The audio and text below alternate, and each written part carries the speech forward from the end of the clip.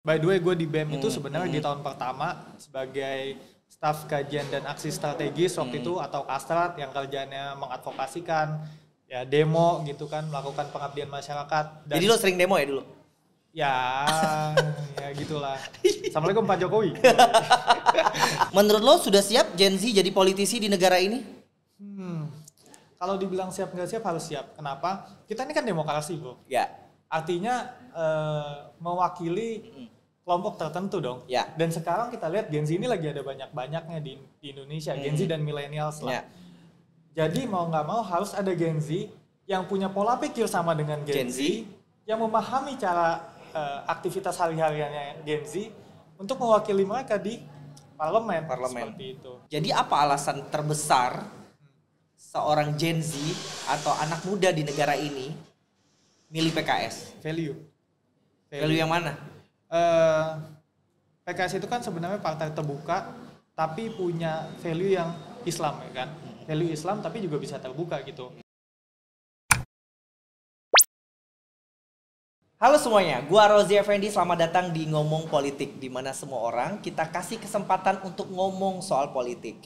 Hari ini seperti biasa kita lagi di Diskusi Kopi. Terima kasih banyak Diskusi Kopi atas tempat yang begitu luar biasa. Dan hari ini juga gue kedatangan bintang tamu.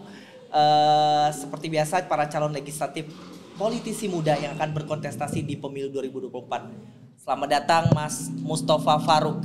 Halo, thank you. Jadi gue manggil lo Faruk atau Mustafa? Faruk aja boleh. Faruk. Mas Faruk, thank you udah main ke Diskusi Kopi hari thank you ini. banget juga udah ngundang ya sore Sama-sama. Seperti biasa juga gue selalu meminta narasumber gue untuk berkenalan dulu sama bestinya ngomong politik. Boleh lo perkenalkan diri lo siapa, sedikit-sedikit background lo dikit, terus kemudian nantinya lo akan berkontestasi politik di dapil mana dan di partai apa? Oke. Halo semuanya, nama gua Mustafa Faruk, bisa dipanggil Faruk ya. Ada juga yang manggil Mustafa, bebas. Gua lahir di Jakarta di tahun 1997. Jadi milenial mepet, Gen Z mepet. Karena kan milenial sampai 96 lah ya. Ya, kita betul. Gen Z itu mulai dari 97. Ya umur gua 25 jalan 26 by the way. Alhamdulillah juga akhirnya menyelesaikan S2 gua di awal tahun kemarin di Fakultas Hukum UI dan juga S1-nya juga di Fakultas Hukum UI. Aktivitas sehari-hari sebenarnya masih bekerja juga ya selain nyalek ini, itu sebagai manajemen consulting di salah satu kantor consulting di Indonesia yang ada di dekat Bundaran HI. Oh, di Bundaran HI. Dekat Bundaran HI. Gitu. Di 2024 nanti insya Allah gue akan maju ya, mencalonkan diri sebagai salah satu calon anggota legislatif dari Partai Keadilan Sejahtera PKS nomor 8 di Jakarta Timur lebih tepatnya, dapil 6 yaitu Cipayung, Ciracas, Makassar, dan Pasar Rebo. Oke. Gua kalau searching Mustafa Faruk, searching di Google gitu ya, selalu yang keluar adalah lo latar belakangnya adalah aktivis dari awal. Di tempat kampus lo, yellow jacket lo itu. Aduh. Dan lo juga anggota dari Badan Eksekutif Mahasiswa UI sebelumnya pernah jadi anggota BEM UI. Sudah dari awal terobsesi jadi politisi?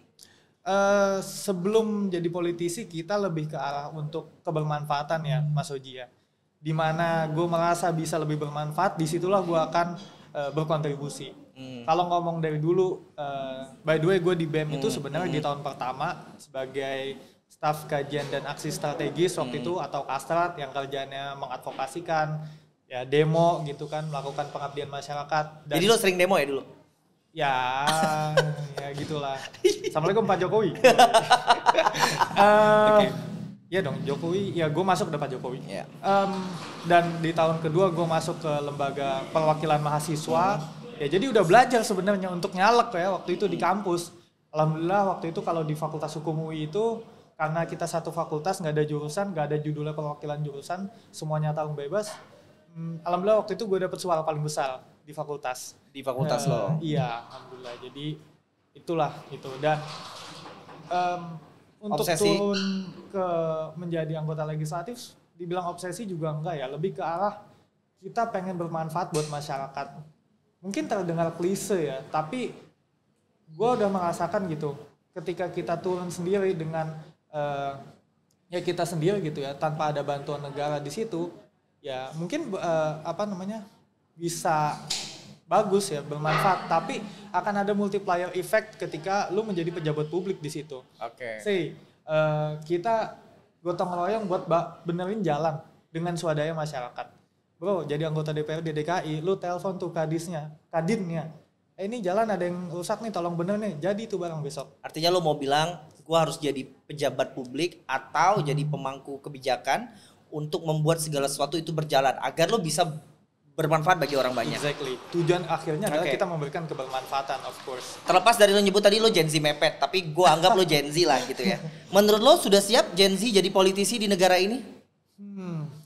Kalau dibilang siap nggak siap harus siap. Kenapa? Kita ini kan demokrasi, bro. Ya.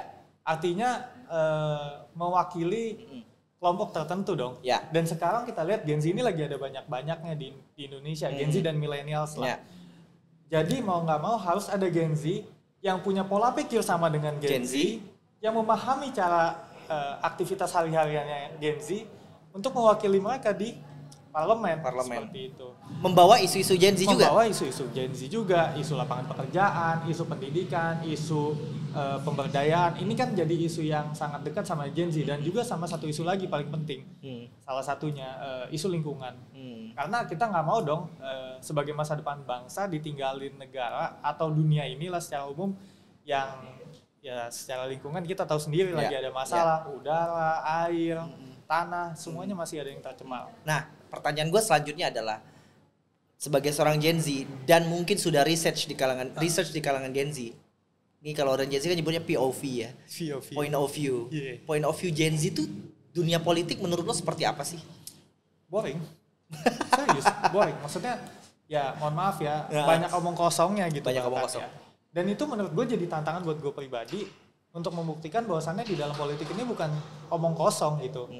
Lu kekuasaan dan punya power itu harus bisa dimanfaatkan dengan baik gitu. Selama ini kenapa kita ngerasanya omong kosong? Karena mungkin mereka tidak tersentuh oleh kekuasaan-kekuasaan itu. Makanya gue punya komitmen kepada teman-teman, kepada anak-anak muda untuk balik lagi nih ke anak-anak muda.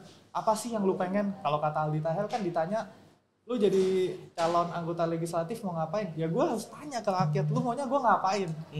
And that's exactly yang gue pikirin juga gitu. Ya kan kita kan bukan lembaga eksekutif ya, kalau di DPRD kan ya. Kalau lu lembaga eksekutif ya lu harus jelas dong. Mau membangun berapa kilometer jalan, mau membangun berapa rumah, mau membuka lapangan pekerjaan seberapa banyak.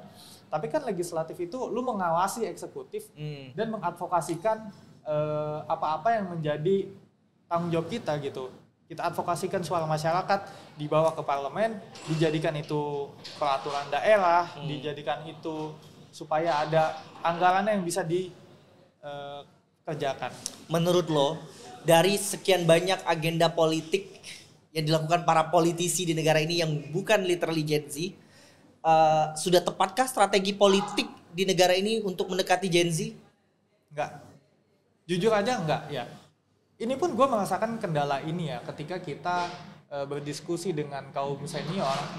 Ini termasuk di partai lo sendiri? Iya termasuk ya, ada gap itu. Karena kita nggak bisa menafikan dong gap usia, gap pengalaman. Orang-orang yang lebih senior itu menganggap mendapatkan suara itu jauh lebih praktis. Kita tidak perlu berpikir kebanyakan gagasan, kebanyakan ide. Langsung aja, ayo pilih gua. Dan gue kasih lo apa gitu ya? Iya, gue bisa kasih lo apa offer dan gak harus duit ya maksudnya. Offering itu bisa bantuan lah, bisa sembako dan lain-lain. Ya bahkan sampai tahap ekstrimnya mungkin politik uang ya. Walaupun gue nggak pernah sepakat yang namanya politik uang. Kalau ada orang ngomong, alah ujung-ujungnya juga sama ntar kalau lo udah jadi anggota legislatif atau pemangku kebijakan, endingnya bakal sama gitu. Apa komentar lo? Ya kalau kata Coldplay, if you never try, you never know kan? Ya coba dulu gitu. Dapat kategori berapa lo? Nah, gue udah nyerah sebelum berantem enggak. Skip. Oke. Jadi pertanyaan gue selanjutnya adalah Farouk, isu apa dari Gen Z yang ingin lo bawa sebagai seorang calon legislatif yang berasal dari Gen Z? Yes. pertama kita harus garis bawahi dulu, anak muda itu tidak suka yang namanya hard politik, sehingga ketika lu mau masuk ke anak-anak muda, kita harus mainnya di isu. Isu apa sih yang lekat dengan anak muda?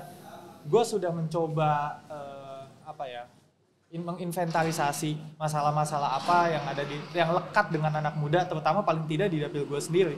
Setelah gue inventarisasi, ya itu tadi gue udah sebutin sebelumnya, pendidikan, lapangan kerja, pemberdayaan, dan juga isu lingkungan. Ini paling enggak kita fokus 4 ini aja. Kalau ini udah bisa kita bantu untuk selesaikan, itu kan udah luar biasa gitu. Karena di dapil gue kebetulan memang itu kan di Jalan Raya Bogor tuh, dapil 6, jalanannya kebanyakan, dan itu banyak pabrik di sana. Itu juga nanti lekat masyarakat mau bekerja di pabrik, lapangan pekerjaan, dan kemudian meningkatkan kapasitasnya, adanya BLK dan sejenisnya. Jadi nggak kepikiran buat lo buat mendorong kebijakan work life balance bagi Gen Z kalau bekerja? Itu juga termasuk. Itu juga termasuk. Ada sebenarnya kita udah coba riset lah ya. Selain work life balance itu kan work from home itu kan. Kemarin kan kita sempat ada isu di Jakarta ya terutama yang jam kerjanya ada dua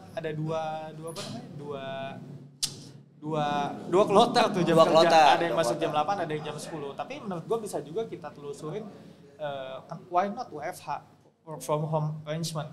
Toh we can make it kan. Sebelumnya outputnya hampir sama menurut lo? Outputnya hampir sama gitu. Apalagi di Jakarta ya, khususnya kita ngomongin Jakarta. Nah, sensus 2020 mencatat jumlah penduduk Indonesia didominasi oleh generasi Z. Penduduk yang lahir pada kurun waktu 97 dan 2012 dengan jumlah 75,49 juta jiwa atau 27,49% dari 272 juta jiwa total penduduk Indonesia. Menurut lo itu peluang atau ancaman buat politisi seperti lo? Kalau gue selalu melihat ini jadi peluang, tapi akan menjadi ancaman ketika tadi pemerintah kita nggak fokus dengan isu-isu anak muda, pemerintah kita nggak fokus untuk empowering anak-anak muda. Kenapa? Ya itu loh, kita kan sekarang segitiganya terbalik nih. Masyarakat kita yang produktif lagi banyak-banyaknya. Ya oke, produktif, tapi ketika tidak bisa memproduksi, sama aja jadi beban dong. Nah inilah jangan sampai demografi yang sedang lagi banyak-banyak muda ini malah jadi bencana demografi karena kita tidak bisa menampung dan bahkan nggak punya SDM yang kompeten.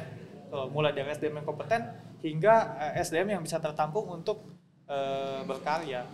Kita ngomongin soal kendaraan politik lo, which is PKS ya. PKS kan nggak bisa dibilang partai baru, bahkan sudah mengalami proses politik di negara ini bertahun-tahun yang lalu, berpuluh-puluh tahun yang lalu. Sudah tepat menurut lo kendaraan politik lo sebagai seorang Gen Z?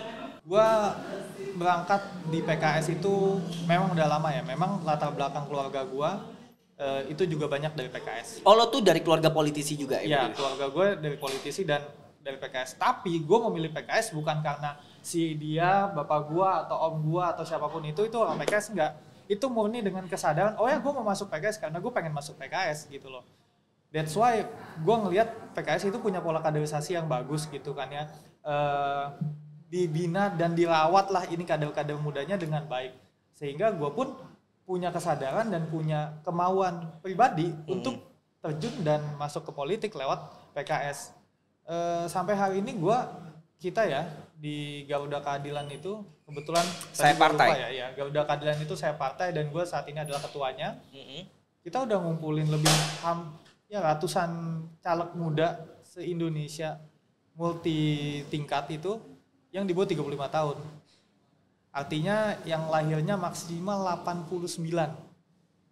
Itu jumlahnya udah ratusan dan mereka serius ya, walaupun dengan segala pastilah dinamika yang namanya di lapangan pasti ada aja ya, maupun di dalam partai ataupun di luar partai pasti ada aja, tapi ini jadi training ground kita lah paling enggak di 2024 besok untuk membuktikan anak muda tuh siap tempur gitu, siap fight gitu.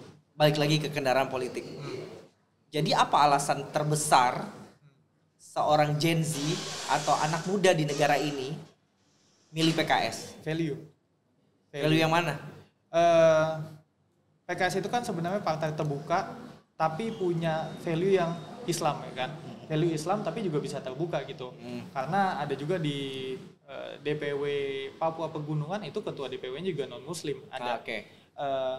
Dan value inilah yang akhirnya terikat sama diri gue sepakat dengan value yang dibawa oleh PKS, yaitu value-value Islam yang moderat, value kemasyarakatan, value istiqomah ya sebenarnya. Kalau lu lihat sendiri PKS sejak 2000, ya sejak dulu lah, bahkan meskipun ada di dalam pemerintahan, gue respect lah. Tahun berapa ya, waktu zaman SBY menaikkan bensin, BBM, PKS meskipun ada di dalam pemerintahan tapi tetap nolak. Dia walk out kan? Iya, walk out, tetap nolak. Konsekuensinya menterinya dicopot. Tapi ya that's the consequence kan. Karena kita tahu masyarakat nggak sanggup pada saat itu, bahkan sampai sekarang kalau bensin dinaikkan. Pun sampai sekarang ya PKS tetap istiqomah atau tetap konsisten dengan value yang dipegang. Paling nggak itu yang gue senang lah. Jadi ada partai yang ini partai masih konsisten untuk membela rakyat. At least itu yang gue nilai.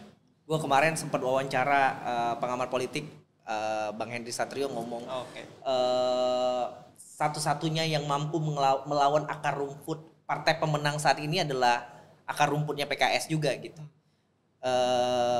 Menurut lo sekali lagi ya, bagaimana kondisi PKS yang diidentifikasikan atau diidentikan dengan politik identitas?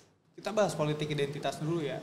Menurut gue secara pribadi, politik identitas itu akan menjadi masalah ketika lu menggiring identitas orang tersebut menjadi suatu hal yang salah. Maksud gue gini. Dan buat gue fine aja dong ketika lu punya kecenderungan secara pribadi, lu punya preferensi pribadi dong untuk memilih caleg si A berdasarkan preferensi lu, apakah kesamaan nilai, kesamaan mungkin suku, kesamaan agama, and that's fine sebenarnya kan. Namanya juga kita memilih orang sebagaimana kita milih jodoh sesuai preferensi kita kan. Lo mau bilang setiap orang punya hak untuk menemukan preferensi masing-masing. Punya hak untuk termasuk milih partai politik. Termasuk milih partai politik. Yang sesuai dengan kedekatan atau preferensi orang itu gitu. Yes. Yang nggak boleh adalah kita bayar orang. Ya dong. Kalau misalkan yang tidak boleh sebenarnya memaksakan orang. Yang nggak boleh kita paksain orang. Apalagi pakai duit dan lain-lainnya. Itu gue nggak prefer ke sana lah. Oke. Diskusi ini tuh kayaknya kurang cukup gitu untuk mengulik gagasan dan ide-ide lo. Mungkin bestinya Ngompol mau tahu di mana untuk nge-reach out lo lebih dalam. Yes. Karena kita ngomongin Gen Z, gue sadar banget salah satu portal untuk menyentuh Gen Z itu lewat media sosial dong. Yes, of course. Teman-teman bisa googling aja nama gue Mustafa Faruk atau buka Instagram @MUST Faruk, Mas Faruk. Jadi harus Faruk tuh. Gitu. Keren juga kampanye ya Mas Ceritanya Faruk. Begitu, Mas Faruk, harus Faruk gitu. Terakhir Faruk, komitmen lo sebagai calon legislatif yang nantinya yang akan mewakili di daerah pemilihan lo secara umum, secara khusus sebagai seorang Gen Z. Apa komitmen lo? Gue komit sama tim gue. By the way, tim gue juga di sini anak Gen Z semua. Tim gue itu paling tua gue. Paling tua aja seumuran lo ya? Paling tua gue. Sisanya yang kelahiran nomor 2000, 2001, 99 seperti itu. Komitmen kita, ya kita memang maju nyasar Gen Z. Gue bilang ke semua, bukan ke semua, di dapil gue kan ada 10 caleg PKS lainnya. Gue bilang, lu silahkan cari market lu masing-masing. Market gue adalah mereka-mereka yang umurnya 17 sampai dengan 30 tahun. Clear gitu. Sehingga apa? Ya gue bakal balik ke konstituen gue dong. Yaitu mereka-mereka yang milihnya yang umurnya 17 sampai dengan 30 tahun. Dan lagi-lagi DPRD itu bukan eksekutif, maka dia adalah fungsinya advokasi dan check and balance kepada pemerintahan eksekutif. Nah, yang bisa kita lakukan adalah kita mengadvokasikan isu-isu yang 4 tadi. Ini akan jadi key issues gua sepanjang 2024 sampai 2029 insya Allah. Itu tadi pendidikan, pemberdayaan, lapangan kerja, dan lingkungan. Kita main di sini aja dulu, karena ini menurut gua isunya paling lekat dengan Gen Z, khususnya di dapil gua. Semoga lancar tadi. Amin. Kontestasi lo dan jalan lo menuju parlemen. Ini DPRD ya by the way, DKI ya. Iya. DPRD DKI. Ada incumbent? Oh banyak. Di partai yang sama? Di partai yang sama aja ada 2. Oke. So good luck Faruk. By the way, thank you Besti Ngompol.